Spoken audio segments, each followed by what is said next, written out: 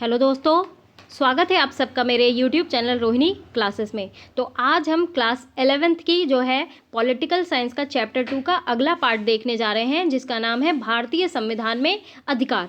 देखिए, अधिकार क्या होता है, अधिकार क्यों आवश्यक है। देखिए, अधिकार जो है ना लोगों के लिए बहुत ज़रूरी है। आप ये सोचो कि अगर आपको स्वतंत्रता नहीं मिलती है, समानता नहीं मिलती है, आपको अपना धर्म मानने की स्वतंत्रता नहीं मिलती है, तो आपके ऊपर क्या इम्पैक्ट पड़ेगा। तो इसलिए ना प्रत्येक देश में लिखित या फिर कह लीजिए अलिखित संविधान नागरिकी के मूल अधिकार की मान्यता देती है। ठीक है, तो ये जो मूल अधिकार है ना, ये नागरिकों को पॉजिटिविटी देते हैं। ठीक है, यानी कि पॉजिटिव रूप देते हैं और राज्य की ना सार्वभौम सत्ता पर अंकुश लगाने के, यानी कि राज्य पर जो है अंकुश लगाने के कारण जो है नागरिक की दृष्टि से ऐसे अधिकार जो होते हैं नेगेटिव कहे जाते हैं। तो देखिए, मूल अधिकार जो है ना एक दृष्टांत है। कैसे कि राज्य जो है नागरिकों के बीच परस्पर विभेद नहीं करेगा, चाहे उसका बेस कुछ भी हो, चाहे समानता हो, स्वतंत्रता हो, धर्म हो, ठीक है, शोषण के विरुद्ध अधिकार हो, तो ये राज्य के पास ये नहीं है कि वो विभेद कर सके। ठीक है, अब मैं आपको एक बहुत इंपॉर्टेंट पॉइंट बताने जा रही हूँ कि ये जो मूल अधिकार है ना, इसे जो है भारतीय संविधान का मैग्ना कार्टा कहा जाता है। क्या कहा जाता है? मैग्ना कार्टा कहा जाता है। तो ये चीज़ ध्यान रखेंगे। तो भारत के मूल अधिकार जो हैं कहाँ से लिए गए हैं? अमेरिका से लिए गए हैं। ध्यान रखेंगे, भारत में जो है मूल अधिकार जो है अमेरिका से लिए गए हैं। और आज हम बात करेंगे सबसे पहले मूल अधिकार की, यानी कि समानता के अधिकार का डिटेल वे में स्टडी करेंगे। तो चलिए बिना किसी देरी के स्टार्ट करते हैं। तो देखिए, अब पढ़ेंगे समता का अधिकार। ठीक है, तो दो परिस्थितियों के माध्यम से हम आगे बढ़ने का प्रयास करेंगे। यहाँ पे दो स्थितियाँ दी हुई हैं। देखिए, निम्न दो स्थितियों पर विचार करें। ये काल्पनिक स्थितियाँ हैं, ठीक है, पर ऐसी बातें ना होती रहती हैं और आगे भी हो सकती हैं। तो क्या आपको इनमें जो है मौलिक अधिकारों का उल्लंघन दिखाई देता है? तो सबसे पहले बात करेंगे पहले पॉइंट की। स्वदेश कुमार अपने गाँव गया, उसके साथ उसका एक दोस्त भी था। गाँव के एक होटल में उसे चाय पीने की इच्छा हुई। दुकानदार स्वदेश कुमार को जानता था, पर उसके मित्र को की जो है जाति जानने के लिए उसका पूरा नाम पूछा। उसके बाद दुकानदार ने स्वदेश कुमार को तो सुंदर कप में चाय दी, लेकिन उसके दोस्त को कुल्हड़ में चाय दी, क्योंकि वह दलित था। अब देखिए, यहाँ पे समानता के जो है अधिकार का हनन हो रहा है कि नहीं हो रहा है, क्योंकि राज्य जो है किसी भी व्यक्ति के केवल धर्म, मूलवंश, जाति, लिंग, जन्म स्थान के आधार पर विभेद नहीं करेगा।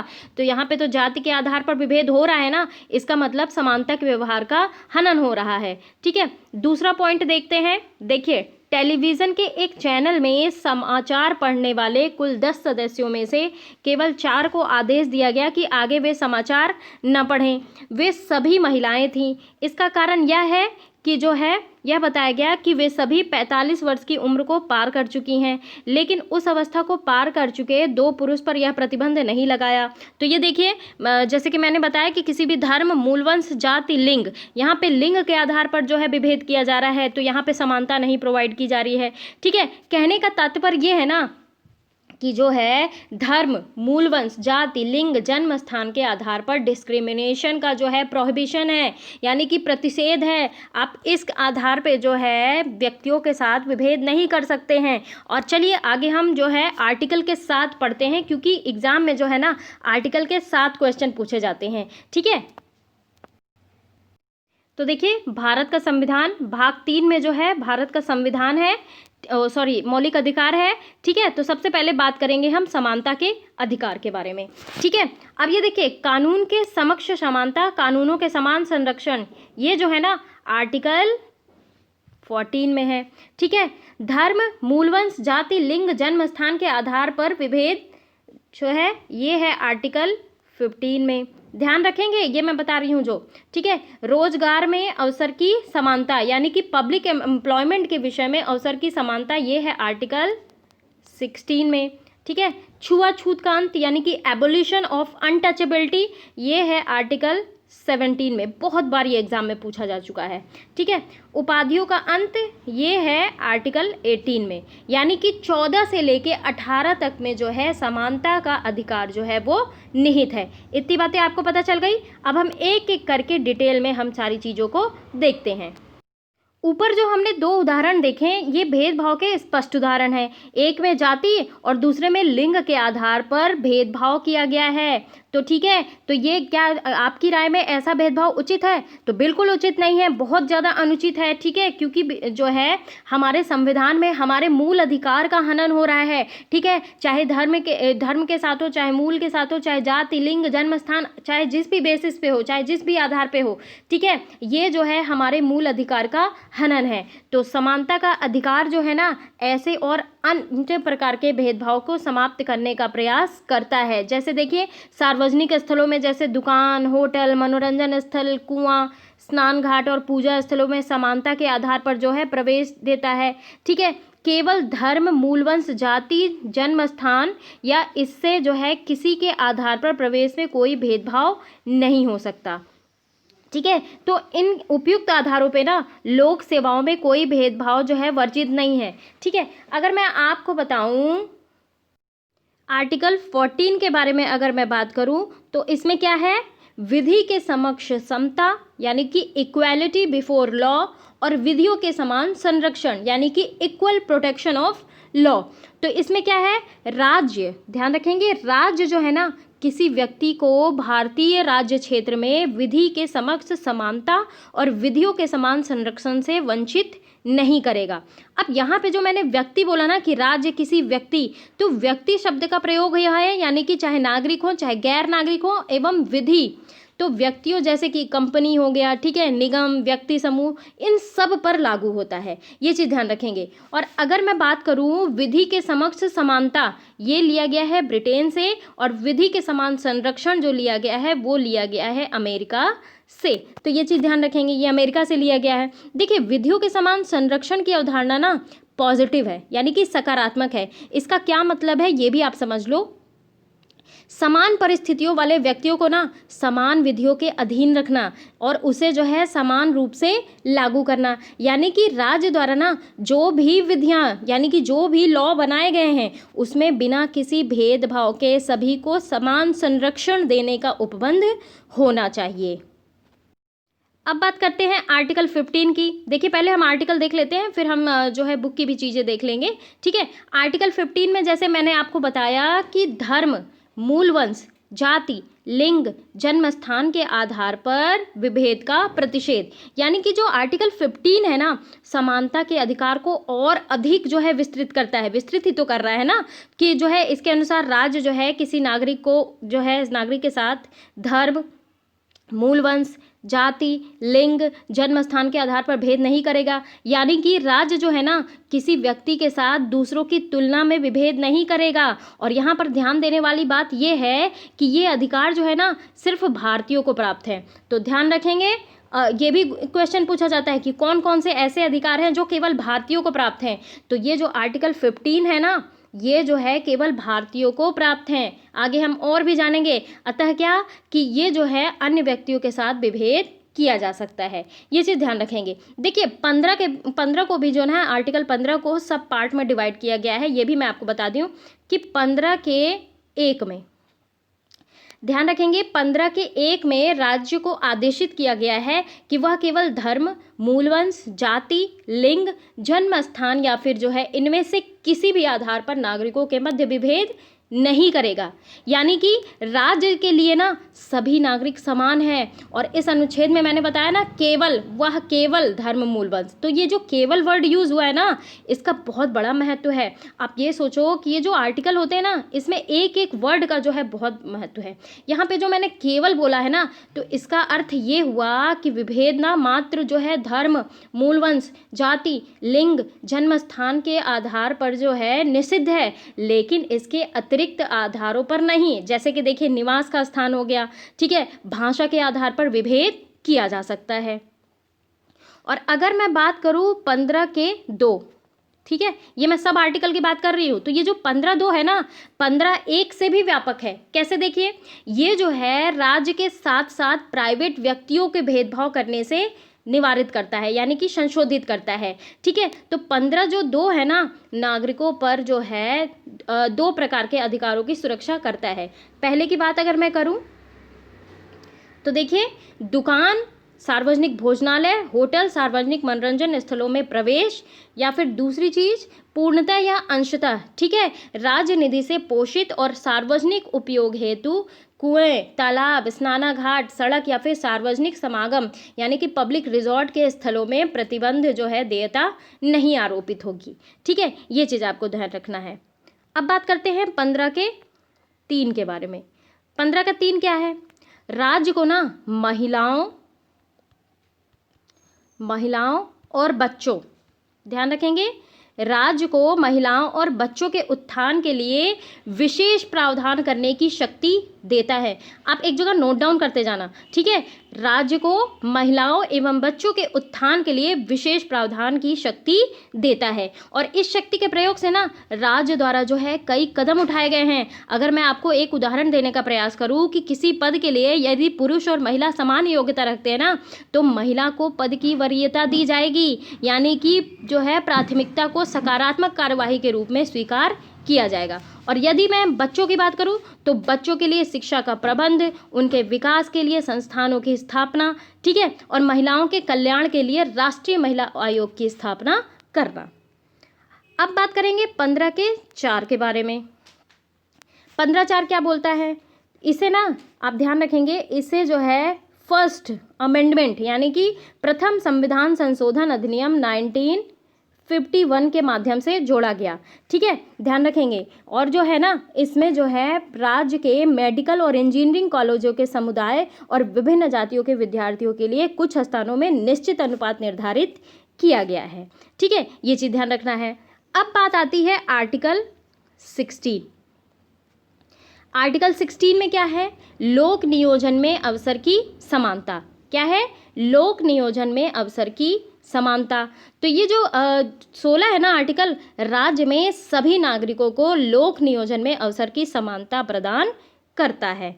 तो इस 16 के भी 5 खंड हैं, ठीक है, ये चीज़ ध्यान रखेंगे। अब देखिए 16 के 1 के बारे में बात करते हैं। 1 और 2 दोनों देख लेते हैं एक साथ, ठीक है। तो इसके अनुसार ना भारत के सभी नागरिक, ध्यान रखेंगे, भारत के सभी नागरिक राज्य के अधीन किसी पद पर ना नियोजन यानी कि प्लान और जो है नियुक्ति से संबंधित विषयों में अवसर की समानता प्रदान की जाएगी, और किसी भी नागरिक के साथ केवल धर्म, मूलवंश, जाति, लिंग, जन्म स्थान के आधार पर विभेद नहीं किया जाएगा। यानी कि यह अधिकार उन पदों तक है ना जो राज्य के अधीन है। क्या है? राज्य के अधीन है। और गैर सरकारी संस्था या निजी क्षेत्र की कंपनियों द्वारा दिए जाने वाले पदों के संबंध में ये अधिकार लागू नहीं होते, ठीक है, ये चीज़ आपको ध्यान रखना है। अब बात करते हैं आर्टिकल 16 के 3 की, ठीक है, 16 का सब डिवीज़न 3। तो 16(3) जो है ना 16(2) का अपवाद है। कैसे? यह जो है संसद को शक्ति प्रदान करता है कि वह जो है विधि यानी कि लॉ बनाकर किसी राज्य की कुछ सरकारी सेवाओं में नियुक्ति के लिए उस राज्य में निवास की शर्त आरोपित कर सकती है। यानी कि इसी की शक्ति के प्रयोग में ना संसद जो है 1957 में निवास संबंधी शर्त अधिनियम जो है वो पारित किया था, ठीक है। आर्टिकल 16 के 4 के बारे में अगर मैं बात करूं तो ये भी जो है 16(1) और 2 का अपवाद है। यहाँ पे देखिए इसमें जो है राज्य को ये शक्ति दी गई है कि वह जो है ना पिछड़े हुए नागरिकों जिनका प्रतिनिधित्व जो है राज्य की राय में राज्य के अधीन सेवाओं में पर्याप्त नहीं है, नियुक्तियों के जो है पदों का आरक्षण यानी कि आरक्षण के विषय में जो है विशेष उपबंध करने का अधिकार है। तो ये चीज़ आपको ध्यान रखना है। एक चीज़ मैं आपको और बता दूं यहीं पे कि भारतीय संविधान में ना आर्टिकल 340 के अनुसार राष्ट्र और उसके उत्थान के लिए एक कमीशन की स्थापना का अधिकार है। हालांकि जो है संविधान में ना पिछड़े वर्ग की निश्चित परिभाषा नहीं दी गई है। पिछड़े वर्गों की पहचान जो है न्यायिक पुनर्विलोकन हो सकता है, ठीक है, ये चीज़ आपको ध्यान रखना है। अब जैसे देखिए पिछड़े वर्गों के उत्थान के लिए जो है मंडल आयोग का गठन किया गया था, ठीक है। तो ये हमने जो है पिछले जो है क्लासेस में देख चुके हैं हम अच्छी तरीके से। अब हम बात करेंगे आर्टिकल 17 के बारे में। किसके बारे में? आर्टिकल 17 के बारे में, यानी कि अस्पृश्यता का अंत यानी कि एबोलिशन ऑफ अनटचेबिलिटी। तो अस्पृश्यता जो है ना छुआछूत को संविधान में परिभाषित नहीं किया गया है, लेकिन जो है यह ऐतिहासिक समय से कुछ विशेष जातियों के साथ किया जा रहा भेदभाव था। और साथ ही संविधान जो है ना, इस प्रकार के व्यवहार पर दंड की व्यवस्था नहीं जो है करता है। तो भारतीय समाज में ना सदियों से पिछड़े और उपेक्षित वर्ग को समाज की मुख्य धारा में लाने और उनको शोषण से बचाने के लिए ना भारतीय संविधान में विशेष प्रावधान किए गए हैं। और इन्हीं में से प्रावधान है आर्टिकल 17, यानी कि जिसके द्वारा अस्पृश्यता का अंत किया गया है। तो देखिए, संवैधानिक प्रावधानों के बावजूद SC ST के ना विरुद्ध होने वाले अपराध व उनके शोषण में उल्लेखनीय सुधार नहीं हो पाया है। ये चीज़ आपको ध्यान रखने की ज़रूरत है। अच्छा, अब मैं आपको बता दूं कि ये जो आर्टिकल 17 है ना, इसमें क्या क्या चीज़ें निहित हैं। सबसे पहली अगर मैं बात करूं तो जाति के आधार पर किसी व्यक्ति को सार्वजनिक पूजा स्थल में प्रवेश से रोकना, ये जो है इसके विरुद्ध उपबंध है। मैं ये चीज़ें बता रही हूँ, ठीक है। दूसरी चीज़, किसी दुकान, होटल, सार्वजनिक मनोरंजन स्थल में प्रवेश से रोकना। तीसरी चीज़, अस्पृश्यता के आधार पर अनुसूचित जाति के किसी व्यक्ति को बेइज्जत करना। और चौथी चीज़ जो है, किसी व्यक्ति को जाति के आधार पर बिक्री या सेवाएं देने से रोकना या छुआछूत का दार्शनिक या धार्मिक आधार पर औचित्य सिद्ध करना, ठीक है। ये जो है अनुच्छेद 17 द्वारा मूल अधिकार केवल राज्य के विरुद्ध नहीं बल्कि प्राइवेट व्यक्तियों के विरुद्ध भी उपलब्ध है, यानी कि ये जो है इसको अपराध मानता है। तो इससे ये बात स्पष्ट हो गई कि कुछ मूल अधिकार हैं जो भारतीय संविधान में निहित हैं, यानी कि किसी भी कीमत पर छुआछूत के अधिकार प्रतिबंधित होगा। ये चीज़ आपको ध्यान रखना है। आखिरी आर्टिकल है आर्टिकल 18, समानता के अधिकार के बारे में मैं बात कर रही हूँ, उपाधियों का अंत। अब देखिए, आर्टिकल 18 जो है ना, राज्य को किसी व्यक्ति को, चाहे वो भारतीय नागरिक हो या विदेशी नागरिक हो, उपाधियां प्रदान करने का प्रतिषेध किया गया है, निषेध किया गया है, ठीक है। यानी कि राज्य जो है ना, सेना या फिर विद्या संबंधी सम्मान के सिवाय और कोई उपाधि प्रदान नहीं करेगा। यानी कि किस किस क्षेत्र में बस उपाधि प्रदान कर सकता है राज्य? सेना या विद्या के क्षेत्र में, ठीक है। दूसरी चीज़ मैं आपको बता रही हूँ कि कोई भारतीय नागरिक जो है किसी विदेशी राज्य से कोई उपाधि ग्रहण नहीं करेगा। और तीसरी चीज़, कोई व्यक्ति जो भारतीय नागरिक नहीं है लेकिन राज्य के अंतर्गत किसी जो है लाभ के पद पर है या फिर कह लीजिए किसी ट्रस्ट में काम कर रहा है, तो राष्ट्रपति की पूर्व अनुमति के बिना कोई उपाधि ग्रहण नहीं कर सकता, ठीक है। अब आइए जान लेते हैं बुक्स में क्या लिखा हुआ है। देखिए, छुआछूत की प्रथा हमने जो है आर्टिकल 17 में देखी है। तो ये जो है असमानता का सबसे भद्दा रूप है। आपको याद होगा कि डॉक्टर भीमराव अंबेडकर ने जो है ऐसे दलितों के लिए जो है कई लड़ाइयाँ लड़ी, ठीक है। और इनके अधिकार के लिए जो है कई सारे ऐसे अमेंडमेंट करवाए, अधिकार, मौलिक अधिकार में शामिल करवाया इसे, ठीक है। तो समानता के अधिकार द्वारा ना इसे समाप्त कर दिया गया, ठीक है। उसी अधिकार के अंतर्गत यह भी व्यवस्था की गई कि केवल उन लोगों को छोड़कर जिन्होंने सेना या शिक्षा के क्षेत्र में गौरवपूर्ण उपलब्धि प्राप्त की है, राज्य किसी भी व्यक्ति को कोई उपाधि प्रदान नहीं करेगा, जैसा कि मैंने अभी आपको बताया, ठीक है। तो इस प्रकार समानता का अधिकार जो है ना, भारत को एक सच्चे लोकतंत्र के रूप में स्थापित करने का प्रयास करता है और जिसमें जो है सभी नागरिकों को समान प्रतिष्ठा व गरिमा प्राप्त हो सके, ठीक है। अब ये बात आ रही है कि क्या आपने प्रस्तावना पढ़ी है? तो बिल्कुल, मैंने बताया है आपको प्रस्तावना में क्या क्या चीज़ें निहित हैं, ठीक है। तो ये जो है ना समानता को कैसे परिभाषित करता है। आप पाएंगे कि प्रस्तावना में जो है समानता जो है के बारे में दो बातों का उल्लेख किया गया है। एक तो प्रतिष्ठा की समानता और एक है अवसर की समानता। तो अवसर की समानता का सीधा सीधा अर्थ ये है कि समाज के सभी वर्गों को समान अवसर मिले। लेकिन जब समाज में अनेक सामाजिक विषमताएं व्याप्त हो तो क्या वहाँ पे समान अवसर का मतलब हो सकता है? नहीं हो सकता। और इसीलिए जो है आप देखिए SC STs के लिए जो है आरक्षण का प्रोविज़न है, पिछड़ा वर्ग के लिए जो है आरक्षण का प्रोविज़न है, ठीक है। तो वहाँ ना समान अवसरों का क्या मतलब हो सकता है? तो संविधान जो है ना ये स्पष्ट करता है, डिफाइन करता है कि सरकार बच्चों, महिलाओं, सामाजिक और शैक्षणिक रूप से पिछड़ों को बेहतरी के लिए विशेष योजनाएं और निर्णय लागू कर सकती है। तो आपने नौकरियों और स्कूलों में जो है प्रवेश के लिए आरक्षण के बारे में अवश्य सुना होगा। तो आपको संभवतः ये आश्चर्य हुआ होगा ना कि समानता के सिद्धांत का पालन करने के बावजूद यहाँ आरक्षण क्यों, ठीक है। और आप देखते हुए होंगे कि आए दिन जो है आरक्षण का मुद्दा गरमाया रहता है, ठीक है। तो वास्तव में ना मैं आपको बता दूं कि संविधान के अनुच्छेद 16(4) में साफ साफ कहा गया है कि आरक्षण जैसी नीति को समानता के अधिकार के उल्लंघन के रूप में नहीं देखा जा सकता। यदि आप जो है संविधान की भावना देख पाएंगे तो आप देखेंगे कि अवसर की समानता के अधिकार को पूरा करने के लिए यह जो है जरूरी है। अब यहाँ पे देखिए एक कंडीशन दी हुई है कि आप एक न्यायाधीश हैं, आपको एक डिसीजन करना है। मैटर मैं बताती हूँ। देखिए, आपको उड़ीसा के पुरी के दलित समुदाय के एक सदस्य हादी बंधु से एक पोस्ट कार्ड मिलता है। उसमें लिखा है कि उसके समुदाय के पुरुषों ने उस प्रथा का पालन करने से इनकार कर दिया जिसके अनुसार उन्हें उच्च जातियों के विवाहोत्सव में दूल्हे और सभी मेहमानों के पैर धोने पड़ते थे। तो इसके बदले उस समुदाय की 4 महिलाओं को पीटा गया और उन्हें निर्वस्त्र करके घुमाया गया। पोस्ट कार्ड लिखने वाले के अनुसार हमारे बच्चे शिक्षित हैं, वे उच्च जातियों के पुरुषों के पैर धोने, विवाह में भोज के बाद जूठन हटाने और बर्तन मांजने की परंपरागत काम करने को तैयार नहीं हैं। और यह मानते हुए उपयुक्त सही है, आपको निर्णय करना है कि क्या इस घटना में मौलिक अधिकारों का उल्लंघन हुआ है। आप इसमें सरकार को क्या करने का आदेश देंगे। तो बिल्कुल आर्टिकल 17 का इसमें अंत हुआ है, ठीक है। और जैसे आर्टिकल 15 का भी इसमें जो है उल्लंघन हुआ है, जैसे धर्म, मूल वंश, जाति के आधार पर जो है विविधता हुई।